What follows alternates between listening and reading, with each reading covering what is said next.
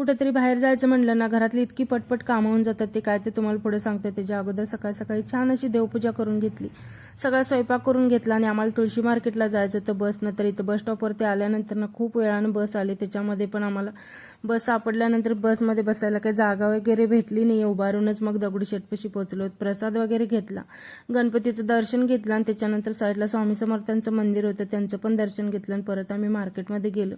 मला मेन म्हणजे मुलचंदमध्ये साडी बघायची होती, त्याच्यासाठी मी मार्केटमध्ये गेलेली. त्या ताई पण आलेल्या माझ्याबरोबर.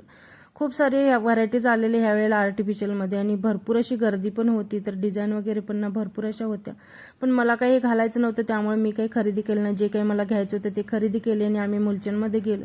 तर मुलचंदमध्ये ना आज इतकी गर्दी होती ना, साड्यांचं ढीग असं इकडं तिकडे एवढं पडलेलं होतं. त्याच्यामध्ये हे घेऊ का ते घेऊ इतकं कन्फ्यूज होऊन गेलेलं, पण मला काही साडी घ्यायची झाली नाही एवढ्या गर्दीमध्ये. तर कसा वाटला मिनी ब्लॉग? आवडला असेल तर लाईक, शेअर आणि सबस्क्राईब करा.